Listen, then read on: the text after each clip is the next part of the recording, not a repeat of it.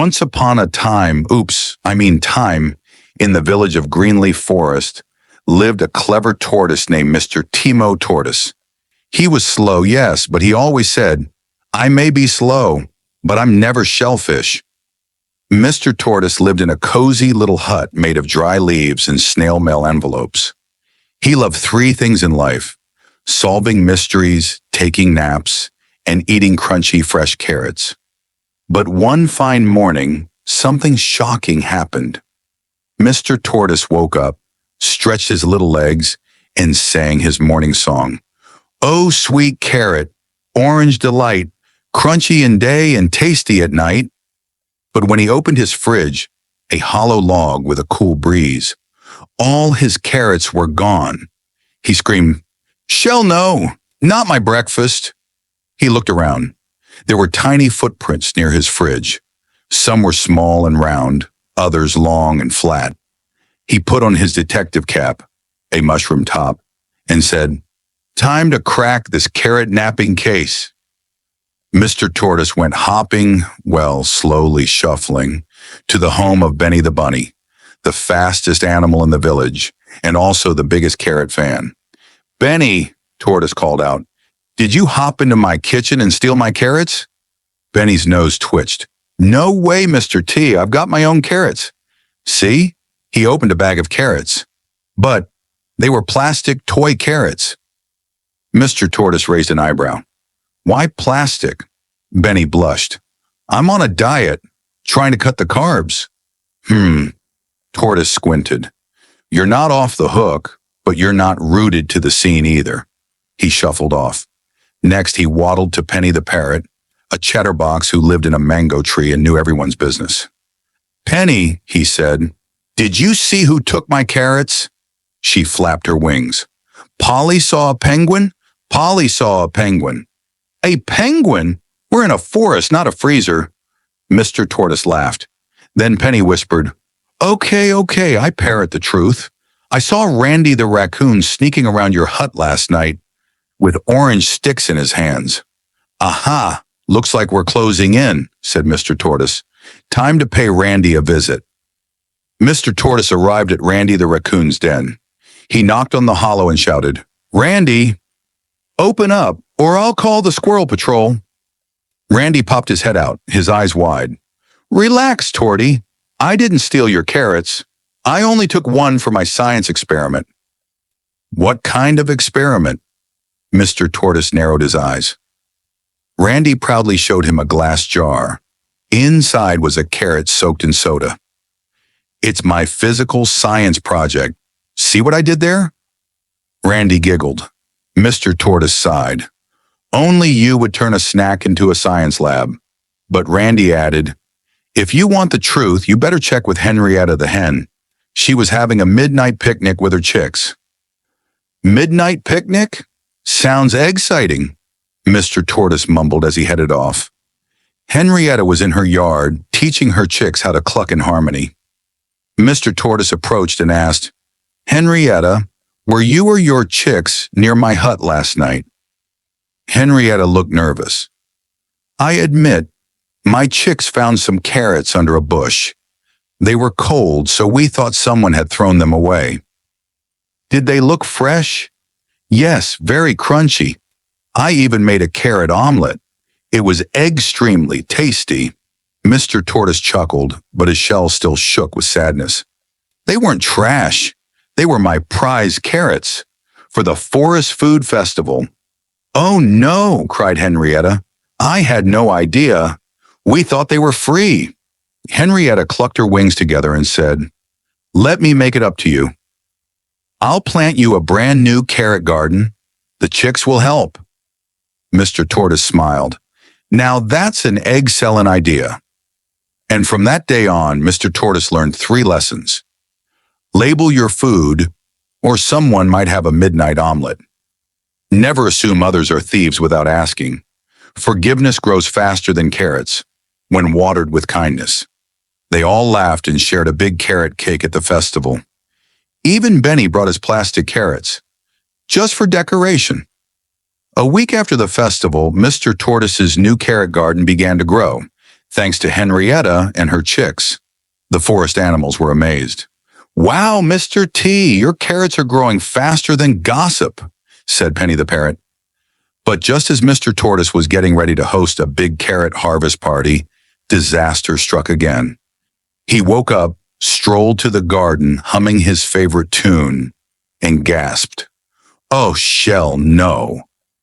Not again. The carrots were half-eaten. Tiny bite marks covered them, and some had been dragged away. Mr. Tortoise fainted. Luckily, a snail passed by slowly and gently poked him back awake. "Get up, detective. You've got another veg-vestigation to solve." Mr. Tortoise decided to visit Sid the Sloth, the laziest but oddly sneakiest animal in Greenleaf Forest. "Sid," Mr. Tortoise said, catching him mid-snore, "have you been sneaking into my garden?" Sid blinked slowly. "Do I look like someone who moves enough to steal carrots?" "Fair point," Mr. Tortoise replied, "but you do move when snacks are involved." Sid stretched. Okay, I confess. I went to your garden to nap in the carrot patch. It's comfy, but I swear on my hammock, I didn't eat any." Just then a squirrel ran by screaming, "The beaver brigade is building something fishy near the riverbank." Mr. Tortoise's eyes widened. "Fishy or veggie?" Mr. Tortoise hurried slowly to the riverbank. There Bob and Rob Beaver were hammering away at a suspicious-looking structure made of logs, mud, and carrot sticks. "What in the crunchy name of vegetables is this?" Mr. Tortoise asked. Bob Beaver wiped his brow. "It's our new clubhouse. We needed strong materials." "So you used my carrots?" "They were lying on the ground." "They were growing in the ground," Mr. Tortoise shouted. Rob Beaver looked guilty. "We're sorry, Mr. T. We thought they were wild." Mr. Tortoise groaned. "Wild? What do you think? Carrots just grow themselves into perfect rows." "Don't they?" Rob whispered. To settle the matter fairly, Mr. Tortoise called a meeting of the Forest Friends Council. Everyone gathered in the glade. Owls, goats, lizards, frogs, even Grandma Porcupine, who rarely left her tree. The judge, Larry the llama, known for his long face and fair mind. After hearing the story, Larry stood and said, "This is not a crime of cruelty or hunger, but one of confusion." He turned to the beavers. "From now on, if you see food growing in neat rows, ask before you snack." And to Mr. Tortoise, "Always put a sign in your garden. Don't touch. This snack is mine." Everyone clapped. Penny the parrot shouted, "Order in the court. Who wants pie?" Weeks passed. Mr. Tortoise forgave the beavers and had a brilliant idea. Instead of eating all his carrots alone, he opened the Carrot Café, a small snack hut next to his garden. His motto, "Slow food, fast friends." Animals lined up to try carrot cupcakes, carrot aid, lemonade, but, and even carrot chinos. Sid the Sloth was hired as the official nap tester. The beavers helped build proper chairs. Penny the parrot became the marketing bird. Henrietta's chicks did deliveries.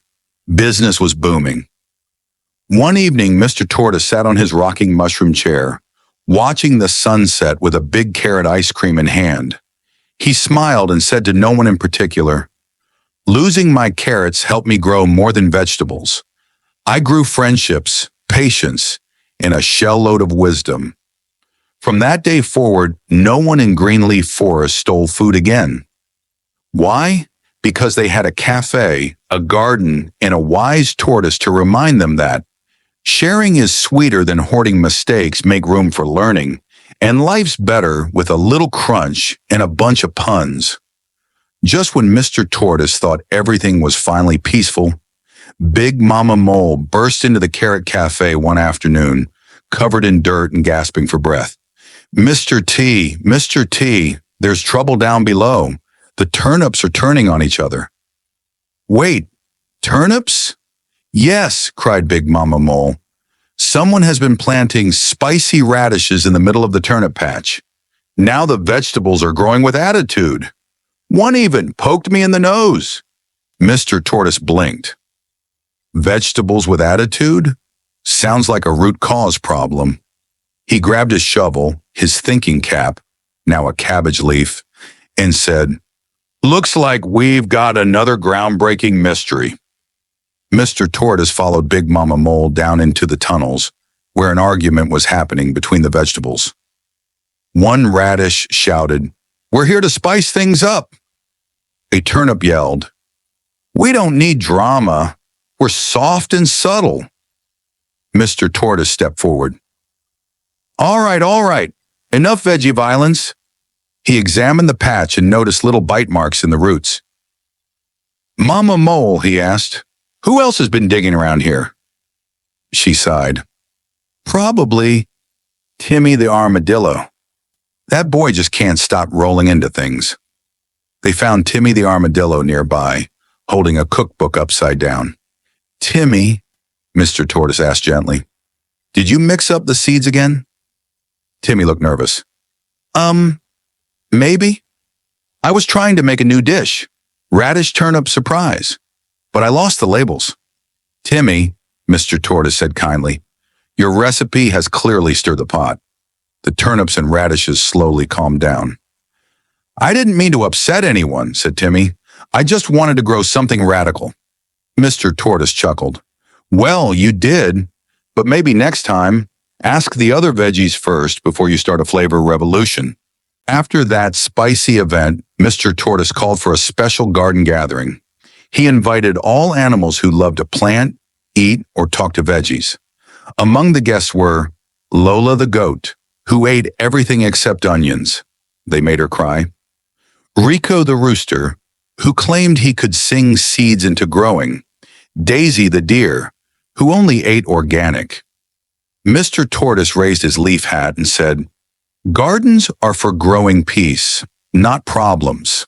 Let's plant together and learn from each other." Everyone clapped, even the turnips with their tiny leaves. Word spread about Mr. Tortoise's wisdom. Soon animals from other forests came to learn. He started a forest school called Shell Smart Academy. He taught simple but powerful lessons. A slow start is better than a fast fall. Don't beat yourself up. Grow at your pace. Always weed out bad habits. He even invited Penny the parrot to teach forest history, though she often drifted into gossip. And Sid the sloth taught Nap Time 101. Everyone got an A+ because they never woke up. One day a sleek stranger arrived. It was Felix the fox, wearing dark glasses and a shiny suit. "I hear this forest is full of smart animals," Felix said with a smirk. "Maybe I can invest in your café." Mr. Tortoise raised an eyebrow. "Invest or trick?" Felix smiled. "Don't worry, I only eat meat. Unless, of course, I find a juicy carrot contract." The forest animals held a meeting. "I don't trust him," whispered Henrietta. "He smells like city trash," muttered Rico. Penny shouted, "Polly says he's shady." So Mr. Tortoise smiled and replied, "Felix, we believe in teamwork, not trickery. You can visit our cafe, but you'll earn your plate like everyone else." Felix nodded. Respect. After many moons, Mr. Tortoise and his friends planned a new carrot festival, bigger than ever. There were carrot juggling by Benny the Bunny Carrot ice sculptures, by the Beavers a Nap booth by Sid, very popular, and vegetable poetry by the turnips. We may be round and quiet too, but underground, we've grown for you. At the end of the night, Mr. Tortoise stood on a stage made of cabbage crates. He looked around at his forest friends and said, "In this forest, we may be different. Fast, slow, feathery, furry, or even a little spicy. But when we grow together, we glow together." Everyone clapped.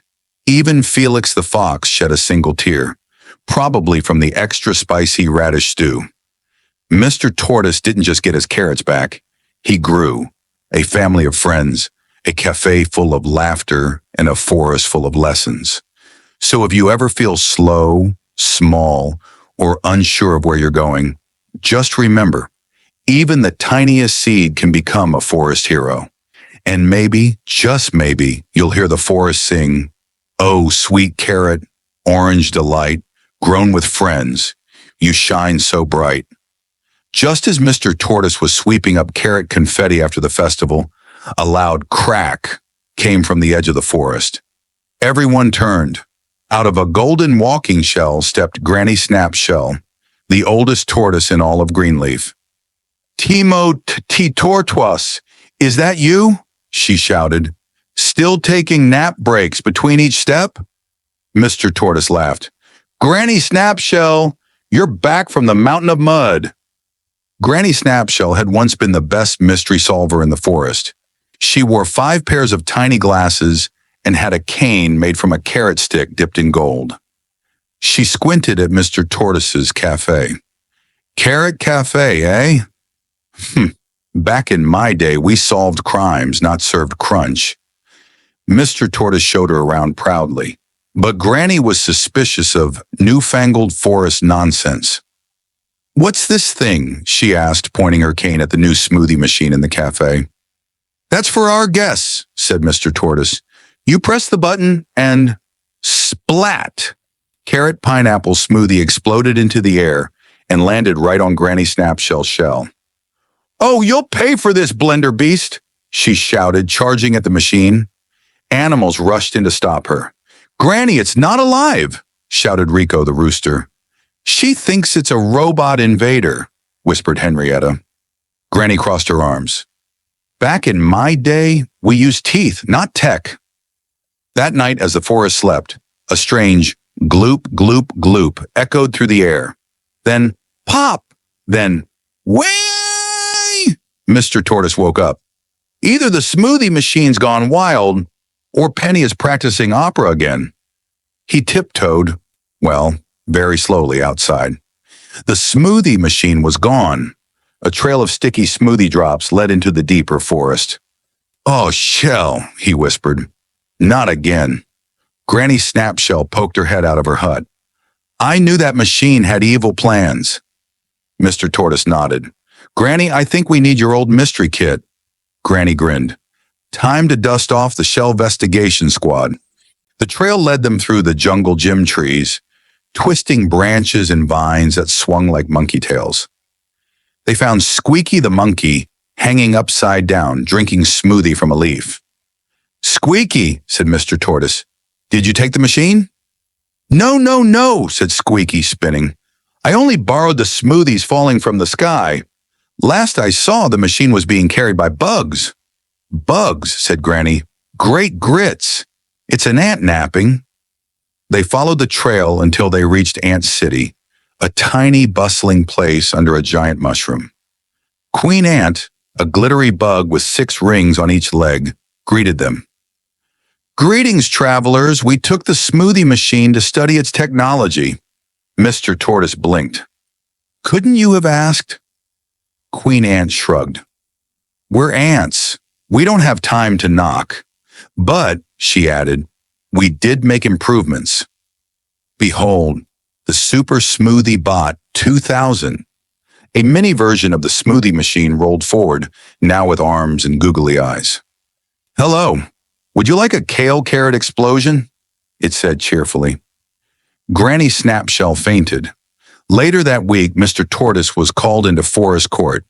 Again, Queen Ant had filed a patent for the smoothie bot and now claimed half of the cafe's profits. Mr. Tortoise groaned. "Is this what happens when you share?"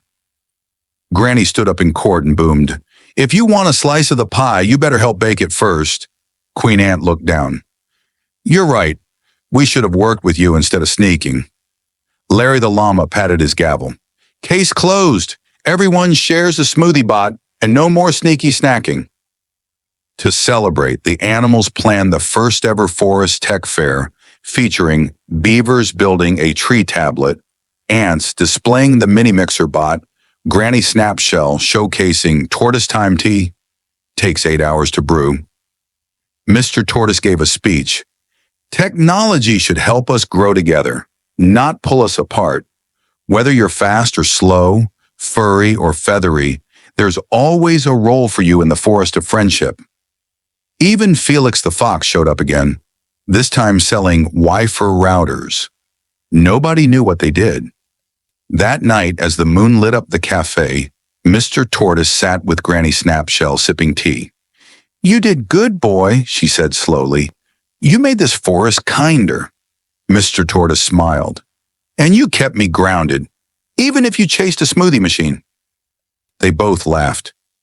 Just then a sign lit up over the cafe. "Now serving technically delicious carrot shakes." Mr. Tortoise sighed. "Looks like this slow life keeps moving forward, one crunchy step at a time."